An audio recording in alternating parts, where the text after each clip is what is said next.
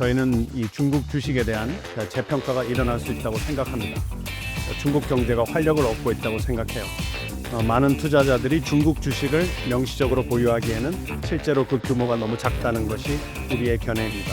전 세계 시가총액의 약 2.5%죠. 반면에 전 세계 투자자들, 특히 미국 소재의 투자자들은 그들의 자국 주식에 매우 큰 비중을 두고 그 주식에 투자하고 있습니다. 이들은 중국에서 상당한 수익을 창출하는 대부분의 미국 다국적 기업들도 포함하고 있습니다. 중국의 기술 발전은 지금 매우 현실적인 트렌드입니다. 그리고 이전 행정부가 중국 기업을 차단하거나 약화시키려 한 사례들이 오히려 그들의 혁신을 촉진했습니다.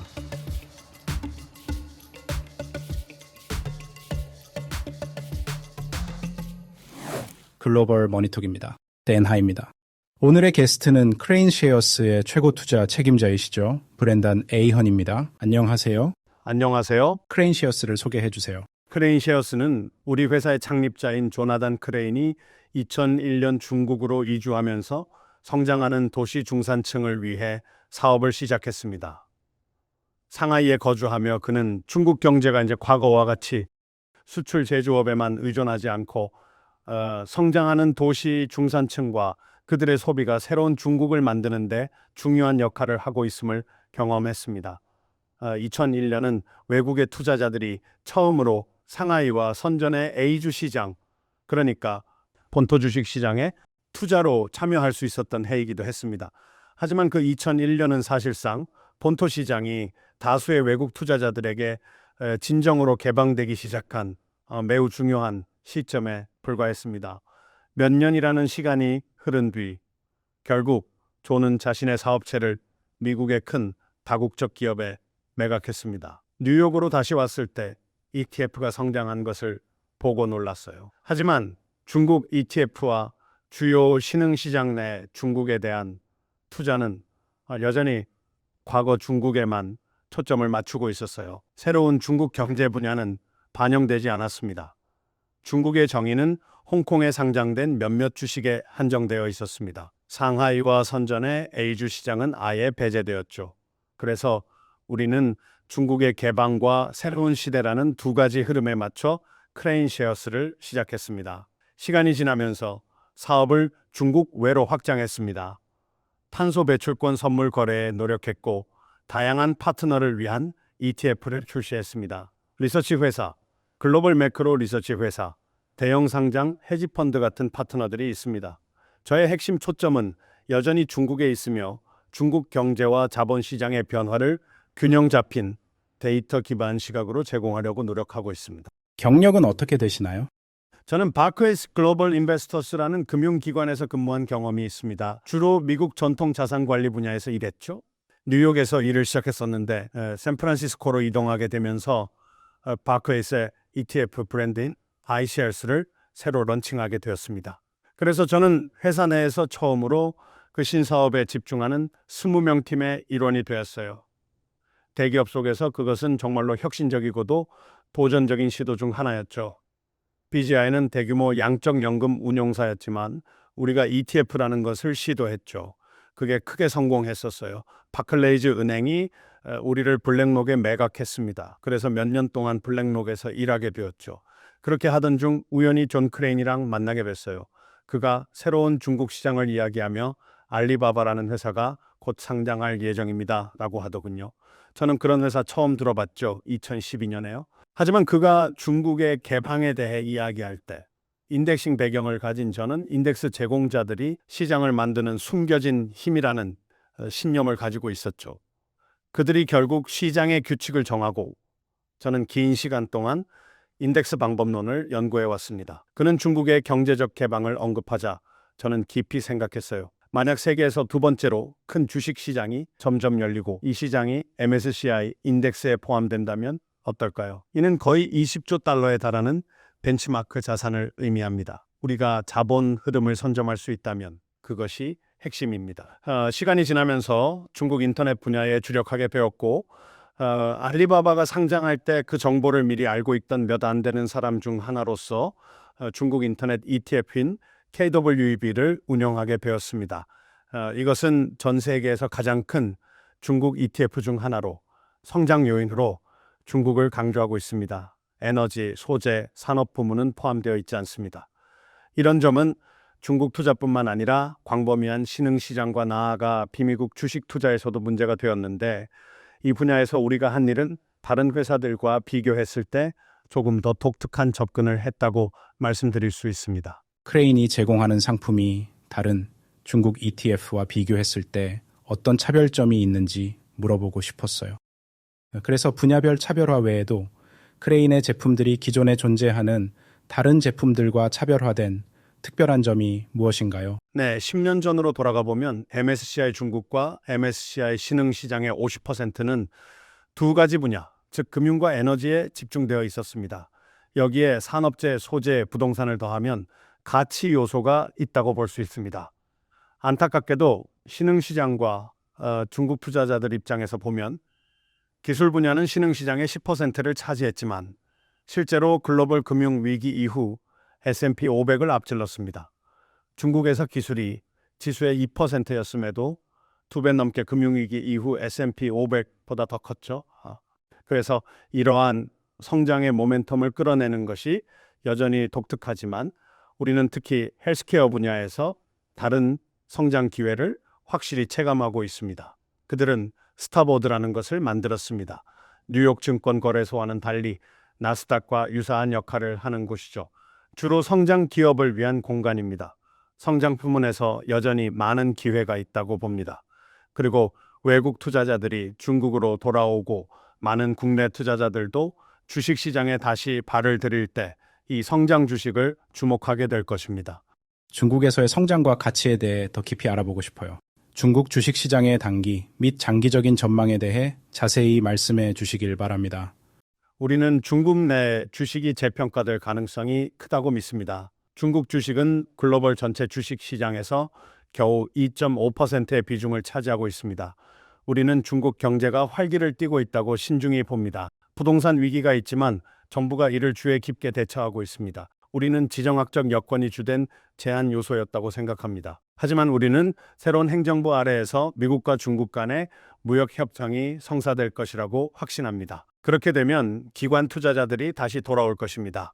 이제는 이미 수많은 중국 투자자들이 중국 주식과 상장 기수펀드를 적극적으로 매입하고 있습니다. 그중 일부는 본토 자금이 홍콩으로 유입되는 남방 주식 통로를 통해 이루어지며 지난해에는 1,030억 달러에 달해 지난 2년간 각각 400억 달러보다 크게 증가했습니다. 그래서 중국인들이 자국 주식을 사고 중국 기업들도 자사주를 매입하고 있습니다. 특히 성장하는 기술 기업들 보면 창립자가 CEO나 이사진에 있죠. 중국 인터넷 산업, K-웹 분야 모든 기업이 그렇습니다. 중국 경제가 그렇게 나쁘다고 느낀다면 그들이 현금을 쌓아두었겠죠. 그리고 이 특정 분야에서 활발히 활동을 펼치는 또 다른 투자자는 헤지펀드들입니다. 헤지펀드라는 것이란 말을 한다면 투자위원회나 이사회, 이사진에 얽매이지 않고 자유롭습니다. 다들 단지 싸게 사서 비싸게 팔고 싶어 할 뿐이죠. 그들은 종종 제약들이 없기 때문에 일부 기관 투자자들이 MBA나 CFA 같은 경력들을 활용하여 상식적으로 행해야 했을 저가 매수를 저해한다고 우리는 생각합니다. 우리는 저평가된 중국 테크가 기회라고 확신합니다.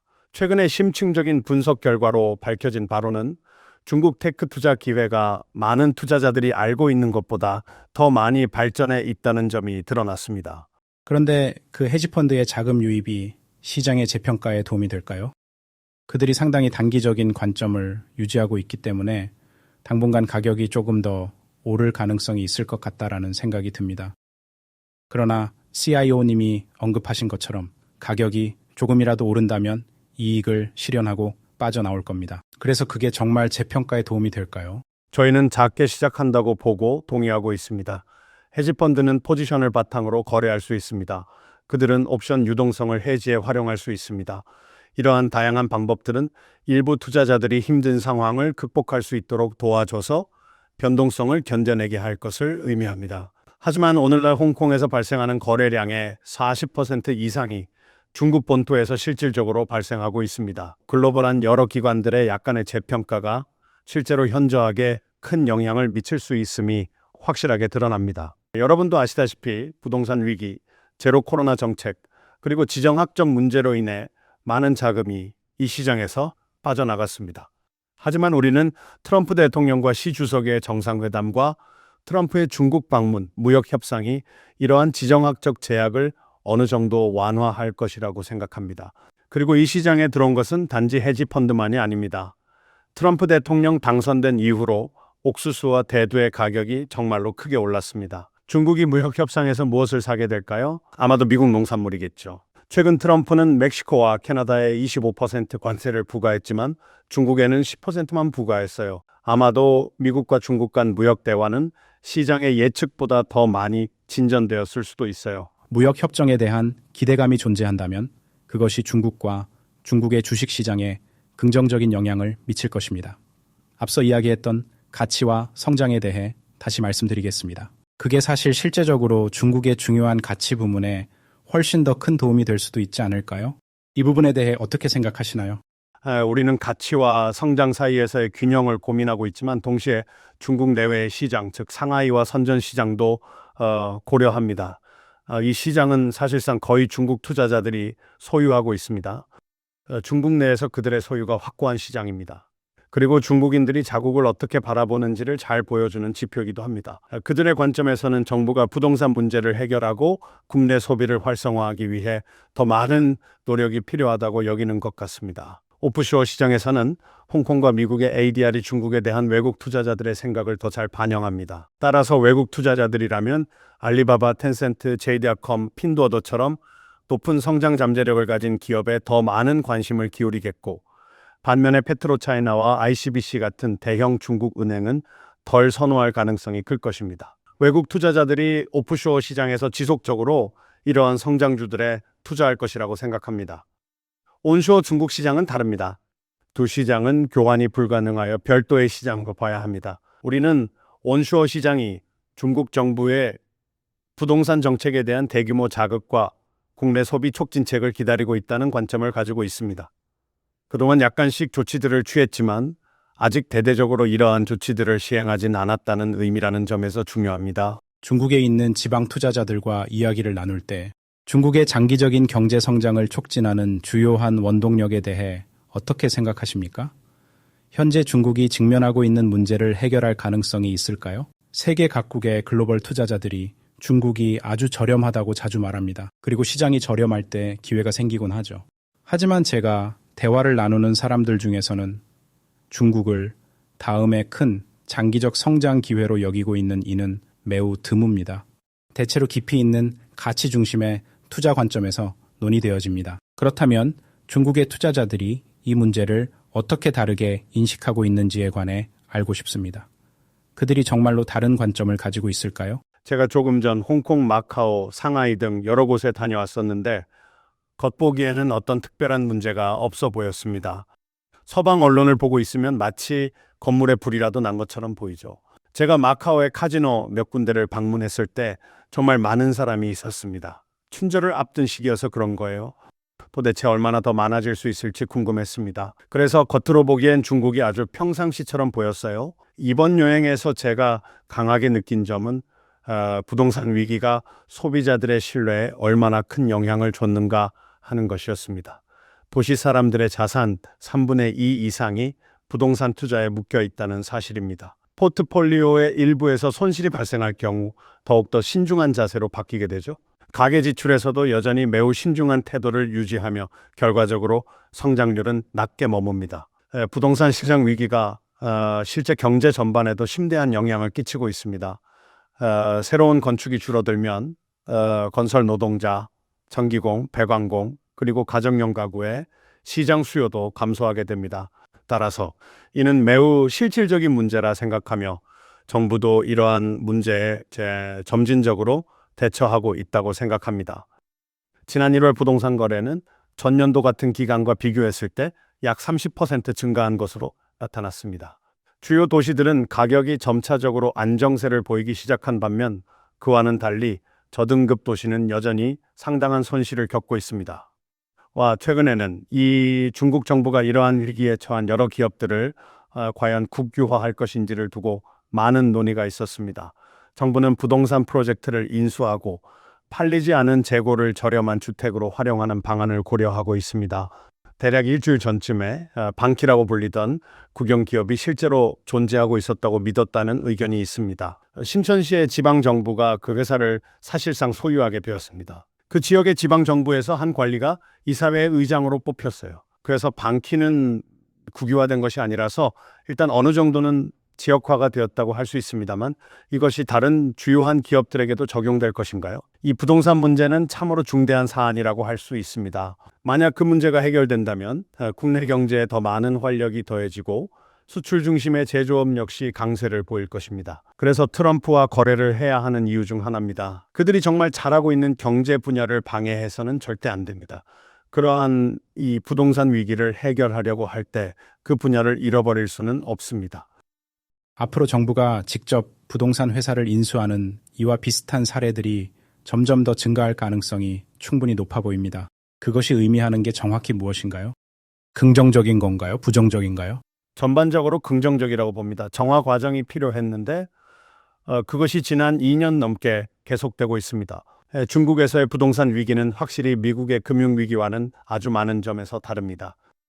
중국의 부동산 위기는 미국의 금융위기와 매우 다릅니다. 레버리지나 복잡한 금융 파생 상품들이 많이 존재하지 않는다고 생각합니다. 그러나 국내 소비자들에게는 큰 부담이 되고 있어 문제입니다. 이 문제들을 해결함으로써 가격을 안정화시킬 수 있다면 자산이 채권에 들어가요. 이러한 경향이 채권 시장으로 흘러가고 있습니다. 중국의 채권 시장에서 보인 최근 급격한 급등 현상은 실로 대단히 놀라울 뿐만 아니라 정말 충격적이었습니다. 현재 10년물 금리가 하락해 외국 자본 유입의 가능성이 큽니다. 이러한 자본이 해외 성장주로 두루 흘러갈 수 있는 여러 원인 중에서 특히 중요한 한 가지는 정치적 이유들이 상당히 지배적인 역할을 하고 있기 때문입니다. 상사에게 저평가된 중국 기술주에 투자합시다 라고 말하기가 쉽지 않은데 일반적으로 서구 언론이 부정적 보도를 내놓기 때문입니다. 시장이 그런 것에 대해 준비가 되었는지는 모르겠어요. 네, 그래서 CIO님의 입장은 무역 협상이 있을 것이라는 기대를 바탕으로 한 것인데 만약 무역 협상이 성사되지 않는다면 중국 시장에 대한 CIO님의 견해가 바뀌나요? 글쎄요, 우리의 견해는 항상 변함이 없었어요.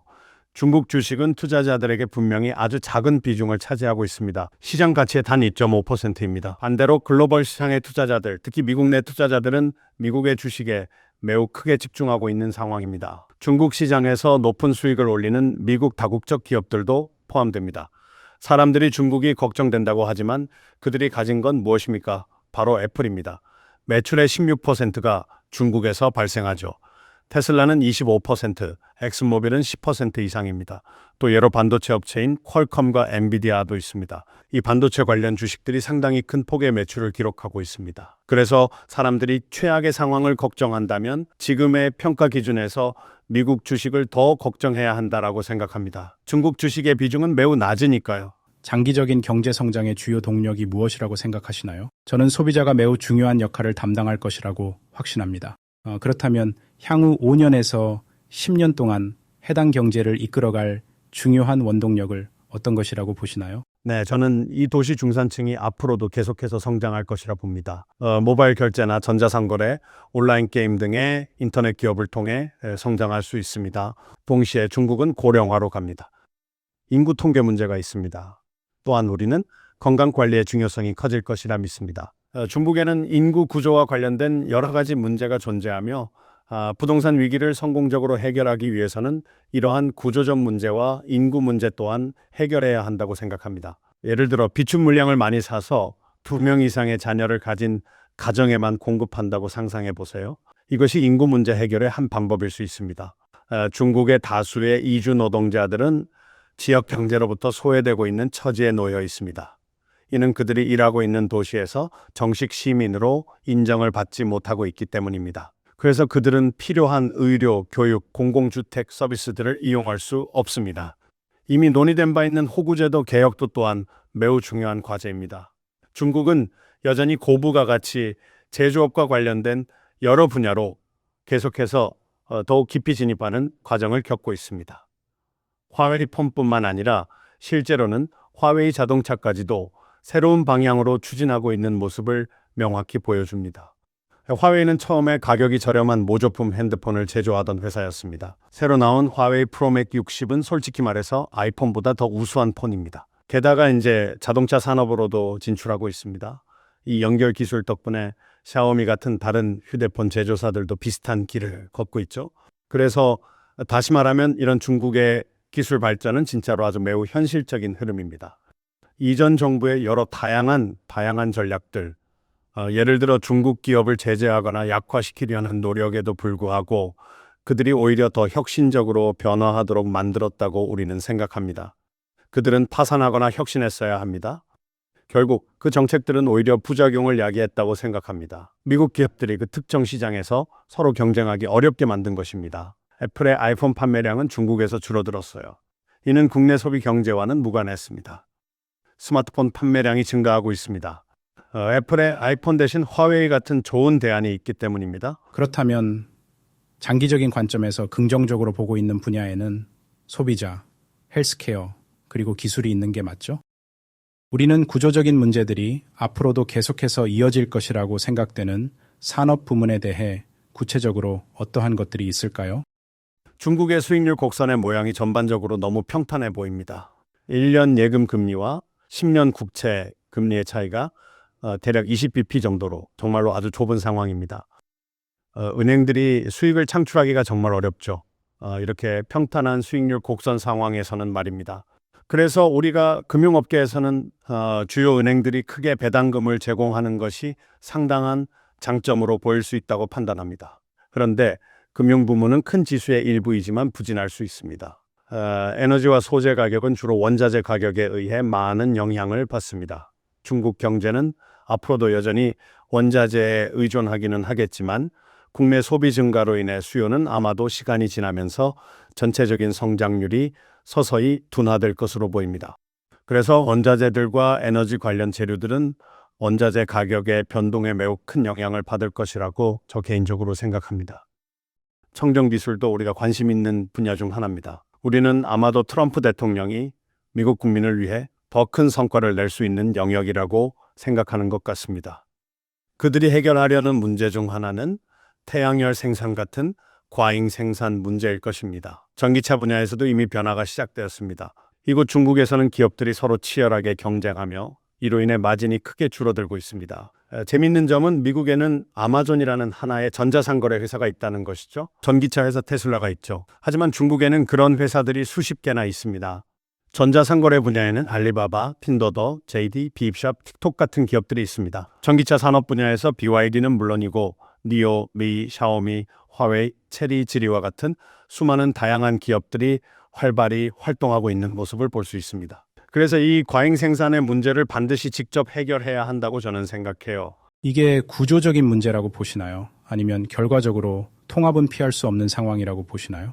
제 생각에는 이 문제가 다소 구조적인 문제인 것 같습니다. 16년 전 당시의 선전 정부는 BYD라는 휴대폰 배터리 회사가 자동차를 만든다고 하니 저금의 보조금을 주자고 결정을 내리게 되었죠. 그런데 이제는 정말로 그들이 1월 한 달 동안에만 하이브리드와 전기차를 무려 70만 대나 판매했다고 듣게 되었어요.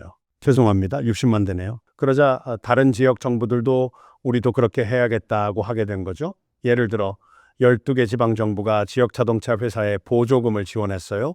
그 결과가 여기 있습니다. 이는 경쟁을 통해 서로를 결국 무너뜨린 우버와 디디의 사례와 비슷합니다. 이는 필요한 승리에 불과한 상황이죠. 이런 상황은 태양광 산업에서도 목격되었습니다. 각 지방정부가 태양광 회사 유치에 열을 올리면서 산업이 조금씩 망가지고 있습니다. 그래서 중국은 몇몇 면에서는 초강대국으로 완전히 행동하는 듯하며 몇몇 주요 기업들의 수익성을 심각하게 위협하고 있습니다. 이를 두고 유럽이 중국 전기차에 관세를 부과하려는 움직임을 보이고 있다고 생각합니다. 중국 전기차는 불공정하다고 지적받고 있죠. 추가적인 경기 부양책이 어떻게 진행될 거라 보십니까? 더 많은 부양책이 나올까요? 경제 분야 중 어느 쪽에 지원이 더욱 많이 집중될 것이라고 보십니까? 그러면 이 조치가 중국 경제에 궁극적으로 어떤 영향을 미치게 될까요? 부양책을 그들이 시작했습니다. 명백히 금리를 낮췄습니다.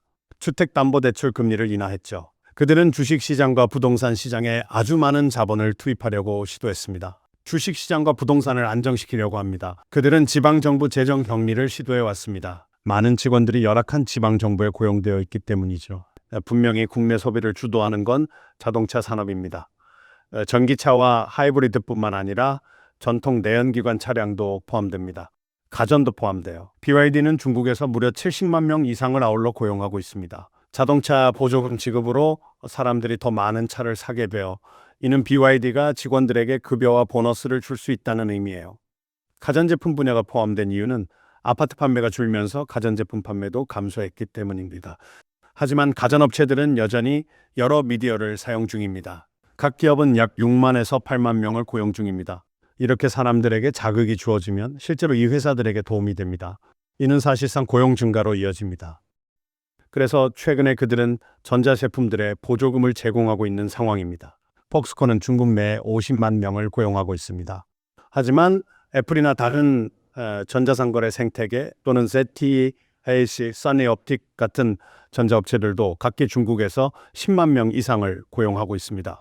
그래서 소비 정책을 하고 있지만 사실 고용에도 큰 영향을 미치고 있죠. 그리고 여러분이 더 자주 보게 될 부분은 그들이 그저 돈을 쓰고 좋은 식사로 끝내는 것을 피하려 했다는 점입니다. 그래서 제 생각에는 그들이 조금씩 접근하는 방식이 아마 더 현명한 것 같아요.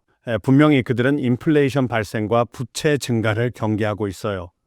이는 코비드 이후 시행된 재정 지원의 영향입니다. 이제 조금 이야기 방향을 돌려 중국의 혁신에 대해 알아보죠. 딥시크가 명백히 큰 화제를 불러일으켰으며 이는 아마도 미국이 그동안 자랑해온 기술적 리더십에 대한 많은 의문을 품게 만들었습니다. 중국은 AI뿐 아니라 환경 친화적인 기술, 차세대 에너지원 같은 영역, 예를 들어 핵융합과 같은 로봇공학 등에서도 선두주자가 되기 위해 상당한 노력을 기울이고 있습니다. 이 모든 분야는 중국이 집중적으로 투자하는 곳이며 우주 산업도 포함됩니다. 중국이 미국 기업들과 비교했을 때 어느 정도 수준에 있다고 보시나요? 딥시크가 해낸 건 사실 오픈 AI 없이는 불가능했을 겁니다. 그런데 그들이 한 일은 그것을 무료로 배포한 겁니다. 이는 오픈 AI와 그 분야의 다른 경쟁자들에게 투입된 수십억 달러의 사모펀드 투자를 고려하면 정말 대단한 일이죠. 하이플라이어라는 중국 헤지펀드가 이런 식으로 했다고 하더군요. 저는 오픈 AI가 여전히 크게 성공할 거라고 생각합니다. 개인들은 챗GPT나 R1 같은 것을 다운로드할 수 있어요. 하지만 대기업들은 다른 대기업과 거래할 겁니다. 중국에는 이제 알리바바, 텐센트 같은 기업이 있겠죠. 그리고 딥식처럼 비슷한 일을 하는 수많은 기업들도 있습니다. 다만 그들은 공짜로 제공하진 않죠. 그들은 요금을 받습니다. 딥식은 B2C에 더 가깝지만 실제 수익은 B2B에서 나올 거라 생각합니다. 이는 오픈 AI, 알리바바, 그리고 다른 기업들도 마찬가지입니다. 딥시크이 실질적으로 보여준 건 사람들이 하나의 거래에 집중하고 있다는 점입니다. 미국 주식에서 MXM이란 바로 이겁니다. 그냥 라벨만 다르게 붙일 뿐이에요. 하지만 모든 것은 연결되어 있어요. 딥시크는 이 하나의 거래가 얼마나 깊이 연결되어 있는지를 드러냈습니다. 만약 비용이 낮고 에너지 효율성이 더 높은 방식으로 실행될 수 있다면 큰 문제가 될 것입니다. 이는 정말로 매우 파괴적일 수 있습니다. 그것이 사모펀드에 어떤 영향을 미칠지 한번 생각해 보세요. 이런 기업들이 진정한 가치를 지니고 있는 걸까요? 딥시크 말한 것이 사실이라면요. 다시 말하지만 제 오픈 AI가 기초를 다지지 않았다면 그들이 지금의 성과를 얻지 못했을 거라 생각해요. 2층을 올리는 게 더 빠르고 쉬운 것처럼요. 하지만 이건 저렴한 중국 기술에도 기회가 있음을 보여주죠. 그리고 사람들이 정말로 저평가된 것 같아요.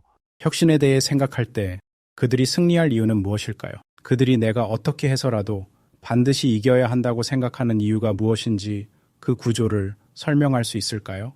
예를 들자면 많은 사람들이 이야기하듯이 미국이 여전히 세계에서 최고의 대학 체계를 갖추고 있다고 말합니다. 여전히 가장 혁신적인 창의적인 기업가들을 끌어들이는 나라이기도 하죠. 전 세계 여러 지역에서 발견되는 것과 같이 자유롭고 매우 강력한 자본 시장과 벤처 생태계가 잘 형성되어 있으며 우리가 성공을 성취했을 때 그에 대한 적절하고 확실한 보상을 받을 수 있는 곳이라고 자신 있게 단언할 수 있습니다. 그래서 이런 중요한 요소들로 인해 많은 사람들이 미국이 앞으로도 기술 혁신에서 계속 앞서 나갈 것이라고 주장합니다. CIO님은 아마도 중국이 이 기술적 경쟁에서 궁극적으로 성공하기 위해서는 미국이 가지고 있는 여러 가지 필수적인 요소들이 필요하다고 주장할 가능성도 충분히 있을 것입니다. 그렇게 본다면 CIO님의 견해는 무엇입니까? 만약 제가 이 기술적 경쟁에서 중국이 이길 것이라고 확신하지 못하는 사람이라면 왜 중국이 이길 것이라고 생각하시나요? 네, 저는 그것을 단순히 흑백 논리로 보지 않습니다. 중국이 이기면 미국이 지거나 그 반대인 상황이 아니라 생각합니다. 많은 지정학적, 외교적 연설들이 대립적인 기조로 진행되지만 그 아래를 보면 중국 시장에서 눈에 띄는 성공을 거두고 있는 미국에 잘 알려진 다국적 기업들이 존재해 있습니다. 반대로 여기 미국에서도 성공적으로 사업을 확장하는 중국 기업들이 많습니다. 그래서 비즈니스 관계자들은 세계를 제로섬 게임으로 보지 않습니다. 서로 잘 지내고 협력하고 있습니다. 그리고 실제로 틱톡 금지나 딥시크 같은 상황에서도 많은 젊은이들이 난 이 기술을 쓰고 있어. 이게 중국 제품인지는 상관없어. 라고 생각하는 것 같습니다. 그들은 이 문제를 중국과 직접 연결짓지 않는 것 같습니다. 반대의 경우도 마찬가지입니다. 그래서 제가 생각하기에 외교관들은 세상을 이런 식으로 바라보지만 사업가들은 다른 관점에서 보는 경향이 있는 것 같습니다. 확실히 서로에게도 이익이 되는 것처럼 보입니다. 그리고 많은 젊은이들의 경우 서로 잘 어울려 지내는 것처럼 보입니다. 가끔 외교관들이 소통하는 특유의 방식에 대해 들은 적도 있습니다. 어쩌면 그들이 세계라는 안목을 제로섬 게임으로 단정 지어야 할 이해관계를 가지고 있는지도 모르겠어요. 하지만 저는 그렇게 생각하지 않아요. 그런 흑백 논리나 제로섬 게임은 아닌 것 같아요. 여러 가지 산업 분야에서 애플과 테슬라 같은 세계적인 기업들은 말씀하신 대로 글로벌 비즈니스로서 계속해서 성장해 나갈 가능성이 매우 크다고 생각합니다. 그런데 다가오는 혁신을 주도할 그 소프트웨어 기술에 관하여서는 현 시점에서 소프트웨어 기술이 서구 세계와 중국 및 그 동맹국들을 각각 구동하는 방식이 점점 더 뚜렷하게 구분되어 가고 있는 것처럼 보이기 시작하는 것 같습니다. 기술이 발전함에 따라서 이러한 칩은 소니, 플레이스테이션이나 일반적인 휴대폰 장치에 사용될 수 있지만 이론적 수준에서는 국방 목적으로도 효과적으로 활용될 가능성이 충분히 존재합니다. 그래서 이 부분은 충분히 이해되는 회색 시대이며 일부 수출과 관련하여 우려가 있는 것은 자연스러운 일이라고 생각합니다. 이러한 문제가 해결되면 미군이 필수적으로 필요로 하는 칩은 매우 높은 가능성으로 미국 내에서 만들어질 상황에 놓일 것입니다. 중국이 제조하는 것들 중 많은 것이 심각한 환경 문제를 일으켜요. 하지만 그것은 단순히 미국이 자신의 오염을 신흥 시장 국가들로 넘겨버리기 때문이며 보이지 않으면 신경 쓰지 않는다는 논리 때문이다. 가져오면 알고 있다시피 결국에는 가져오는 거고 관심은 없는 것 같아 보입니다. 이전 행정부는 중국에 있는 기업들이 첨단 반도체 칩을 도입하는 것을 제한하고 사양이 낮은 칩들만 도입할 수 있도록 하기 위한 여러 가지 계획을 세웠어요. 만약 그렇게 계속 진행된다면 혁신의 전반적인 속도에 영향을 미칠 수 있을까요? 현실적으로 이미 역효과가 있었고 중국은 그러한 기술 없이도 어떻게든 문제의 해결책을 찾아냈지만 만일 그 제한이 여전히 계속 지속된다면 어려운 상황이 될 수 있다는 것을 잊지 말아야 합니다. 결국엔 그런 종류의 제한이 계속해서 유지된다면 중국 기업들의 혁신 속도에도 부정적 영향을 미치게 될 것이라고 여겨지지 않나요? 그 제한이 점점 더더욱 심하게 강화된다면 미국의 반도체 산업에는 큰 장애가 될 것입니다. 텍사스 인스트루먼트, 퀄컴, KLA, 그리고 엔비디아와 같은 주요한 회사들은 중국 시장에 상당한 의존도를 보이고 있는 실정입니다. 이 때문에 이들 기업은 큰 타격을 입을 가능성이 더욱 커질 수밖에 없는 상황에 처하게 됩니다. 특히 이 회사들은 미국에서 선도적인 기업들로 알려져 있기 때문에 더욱 문제가 될 수 있습니다. 이는 중국 내 혁신 속도를 어느 정도 늦출 수도 있다고 봅니다. 동시에 중국의 반도체 회사들은 점점 더 많은 자원을 연구와 개발에 투자하여 성장을 도모하려 할 것이며 중장기적으로 보면 이러한 변화가 미국의 반도체 기업들에게 있어 매우 깊고 심각한 도전 과제가 될 것입니다.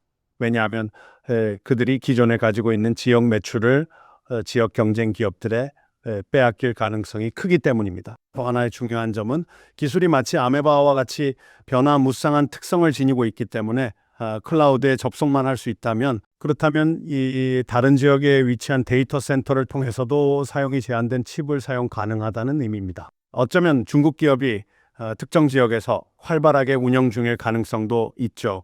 오늘날 기술의 세계화로 인해 다양한 기업들이 혁신적인 해결책을 찾고 있기 때문에 이를 완전히 방지하기는 더욱 어려워지고 있습니다. 중국을 투자 불가능 영역으로 생각하는 사람들에게는 어떻게 설명하시겠습니까? 첫 번째로 글로벌 금융위기 이후 S&P 500 지수는 무려 1100% 이상으로 크게 증가했습니다. 많은 사람들은 중국 주식이 변함없다고 하죠. 하지만 일부에서는 부문 구성의 문제를 지적합니다. 중국에서는 기술 부문이 겨우 2%밖에 되지 않았습니다. 자세히 살펴보면 성장이 없었고 은행과 에너지와 같은 성장이 둔화된 부문, 즉 가치주들만 존재했습니다. 그래서 사람들이 중국에 대해 이렇게 생각하게 되었고 그게 바로 결과입니다. 이제 불균형 지표가 문제가 됩니다. 중국 주식에 심각한 타격을 준 몇 가지 주요 원인들로는 코비드-19 팬데믹, 새로 도입된 인터넷 규제 정책, 온라인 교육 기업에 대한 여러 가지 문제들, 그리고 일부 지정학적 사건들이 있었습니다. 이런 요인들이 외국인 투자자에게 부정적인 영향을 미쳤습니다. 투자자들이 다시 신뢰를 되찾고 돌아오려면 상당한 시간이 꼭 필요할 것입니다. 그래서 저는 중국이 주주 친화적인 조치를 취해야 한다고 생각합니다. 13년 전 일본 주식의 상승을 유발했던 것처럼요. 이제 중국도 정부가 ETF와 주식을 매입하는 등의 조치를 점진적으로 실행하고 있습니다. 기업들에게 기업 지배구조, 배당금, 자사주 매입의 개혁을 강하게 요구하고 있는 것이죠. 따라서 재평가로 가는 길, 그 방법은 준비되어 있다라고 볼 수 있습니다.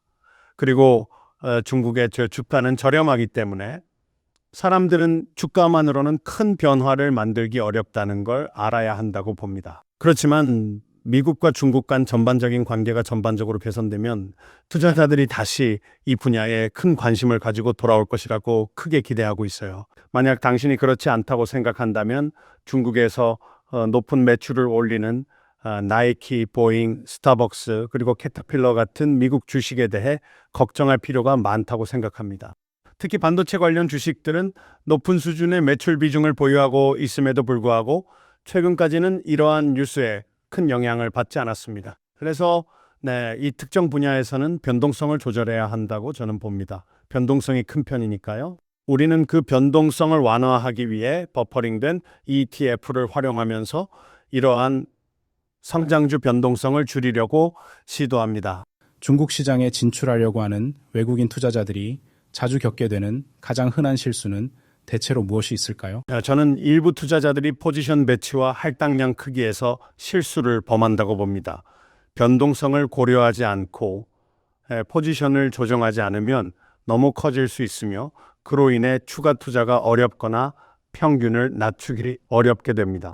따라서 우리는 현재 시장 변동성에 맞춰 포지션을 신중하고 철저하게 조정하고 변동성을 효율적으로 완화할 수 있는 버퍼링이나 원금 보호 구조의 ETF 활용을 강력히 추천합니다.